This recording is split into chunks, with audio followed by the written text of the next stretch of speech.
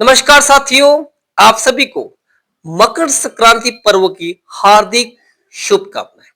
साथियों, इस पावन पवित्र दिन पर आज मैं कक्षा 10वीं के कंटेंट क्रिएशन का कार्य शुरू कर रहा हूं। आज के कंटेंट के अंदर मैं कक्षा 10वीं की पहली पोएम जिसका नाम है डस्ट ऑफ स्नो पढ़ाने जा रहा हूं।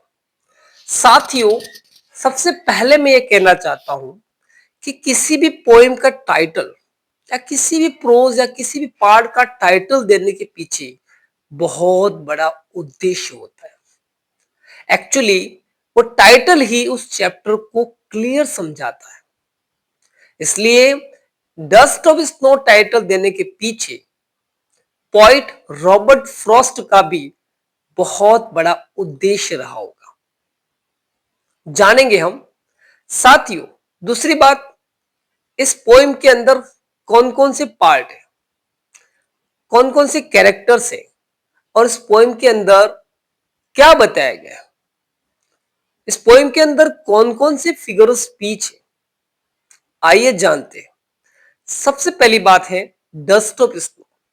साथियों, डस्ट ऑफ स्नो का मतलब होता है स्मॉल पार्टिकल्स ऑफ स्नो, जिसका मतलब होता है बर्फ के छोटे छोटे टुकड़े।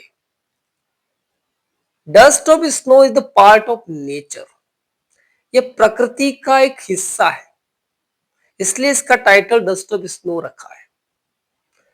उसके आगे की बात पोएम पढ़ने के साथ हम पढ़ेंगे।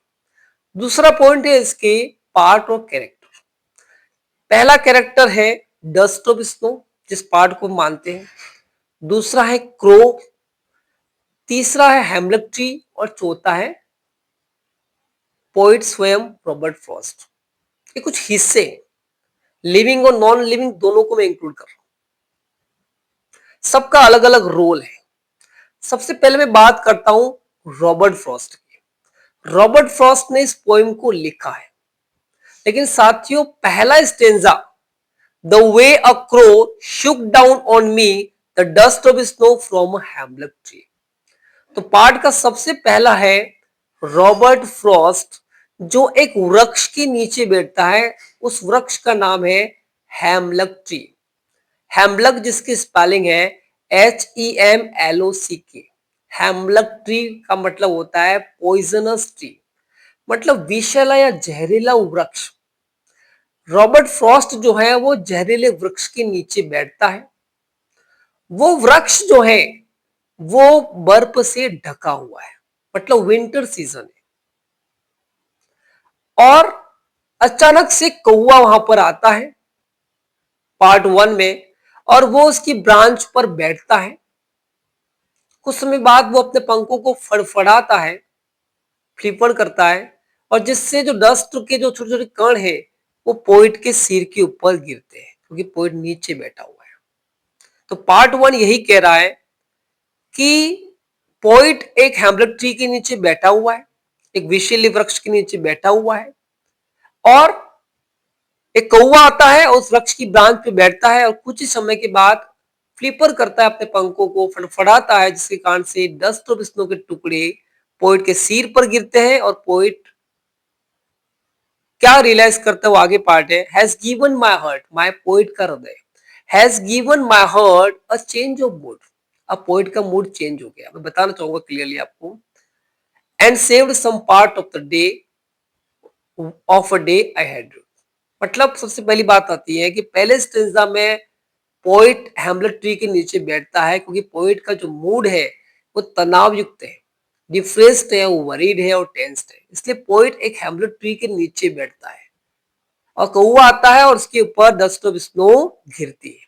और सेकेंड पार्ट ये कहना चाह रहा है कि जैसे डस्ट ऑफ स्नो गिरती है पोइट का मूड चेंज हो जाता है, from negativity to positivity, from depressed to thinkful, from negativity to positivity, है ना, फ्रॉम सोरो टू जॉय। और ऐसा करने से पोइट का कुछ समय बच गया।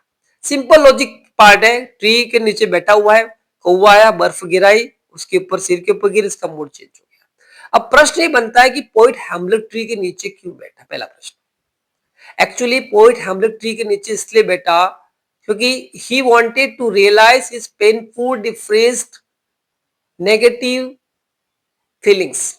मतलब वो रियलाइज करना चाहता था कि पेनफुल कंडीशन क्या होती है। तो to realize his painful condition the poet sat under the hemlock and poisonous tree, hemlock और पॉइजनस ट्री। दूसरी बात, जो क्रो है जिसे डस्ट ऑफ स्नो पोइट के ऊपर गिराई है वो, और हेमलेट ट्री क्या रिप्रेजेंट करते हैं, क्या सिंबलाइज करते हैं? Crow and hemlock tree symbolize negativity and sorrow, and dust of snow क्या सिंबलाइज करता है? जॉय। साथियों, इस पूरी पोएम में अपन ने देखा कि before receiving dust of snow the poet's mood was depressed, tense and worried. Suddenly a crow came, sat on the branch, flipper his wings and get got down the dust of snow on the head of the poet and that changed the mood of the poet। अब आपको clear पता चल गया होगा इस poem का title dust of snow क्यों रखा गया। Dust of snow is the main part which saves which change the mood of the poet. But dust of snow ही मूल पार्ट है जिसने पोएट के मूड को चेंज किया है ना। पोएट के मूड को चेंज करने वाला डस्ट ऑफ स्नो ही है, मतलब वो नेचर। अब बात ये आती है इसकी थीम क्या होगी। इसकी थीम होगी, आप सब नोट भी कर सकते हैं, some sudden and instant natural substance can change the mood of anyone. कभी कभी प्रकृति के कुछ पल जो अचानक होते हैं वो हमारे मूड को क्या कर देते, बदल देते हैं। आए दिन यहाँ के लोग गर्मी के मौसम में तनाव को बचने के लिए शिमला और ठंडी प्लेसों में जाते हैं। मतलब नेचर पावर को बताया गया। Nature is very very powerful, it makes us healthy and perfect. अब आगे की बात आती है कि मैंने थीम भी बता दिया, कैरेक्टर भी बता दिया। लास्ट पॉइंट इसमें आता है साथियों, फिगर ऑफ स्पीच। तो पहला है मेटाफोर। डस्ट ऑफ स्नो का प्रयोग मेटाफोर के रूप में। मेटाफोर का मतलब था रूपक। डस्ट ऑफ स्नो किसका रूप है? नेचर का। क्या कह सकते हैं? स्मॉल डस्ट का, डस्ट का एक पार्ट है, स्नो का एक पार्ट है। दूसरा फिगर स्पीच इसमें आ रहा है सम और से, एक वर्ड आपने लिखा होगा सम से, दोनों में एस एस आ रहा है। और जब भी एस एस दो बार आता है अपन समझ सकते हैं वहां पर अलिट्रेशन है। अब अलिट्रेशन क्या है? अलिट्रेशन का मतलब होता है repetition of consonant sound initially. मतलब कंसोनेंट साउंड अगर बार बार आ रहा है या कंसोनेंट लेटर बार बार आ रहे हैं तो समझ जाना वहां अलिट्रेशन होगा। ALLITERATION। तीसरी बात आती है rhyme scheme. RHYMESCHEME। Rhyme scheme क्या होता है? जब भी किसी पोइम को अपन पढ़ते हैं तो हर पोइम का लास्ट लेटर उसकी साउंड, जैसे इसमें दिया हुआ है क्रो, ओ। सेकेंड लाइन का लास्ट लेटर मी, तो क्रो और मी दोनों अलग है, तो फर्स्ट को अपन ए देंगे और सेकेंड को अपन देंगे बी। थर्ड लाइन का लास्ट लेटर दिया हुआ है स्नो, तो क्रो और स्नो सेम है, तो ए बी और ए, क्रो और स्नो दोनों को ए करेंगे और मी को बी करेंगे। और फिर लास्ट में ट्री आ रहा है तो ट्री को भी अपन करेंगे बी। तो इसका राइम स्कीम बन रहा है ए बी। सेम साउंड को ए दिया। फिर सेकेंड स्टेंजा में हार्ट। अब हार्ट की साउंड तो ऊपर से भी अलग है, आ रही है, तो इसको करेंगे अपन सी। मूड इसको करेंगे डी क्योंकि ऊ की साउंड है। और फिर पार्ट, फिर सी और डी। तो इसकी राइम स्कीम बनती है सी डी सी और डी। साथियों, थर्ड चीज इसमें आ रही है कि इस पोइम में स्टार्ट में शुरू किया और लास्ट में फुल स्टॉप लग रहा है, बीच में कहीं पर फुल स्टॉप नहीं आ रहा है। तो जब भी किसी भी पोइम के किसी भी पार्ट में अगर कोई पार्ट शुरू होता है और एंड तक फुल स्टॉप नहीं आता है तो उसको बोलते हैं एंजेममेंट। एंजेममेंट बोलते हैं इसको, और इसकी स्पेलिंग है ENJAMBMENT।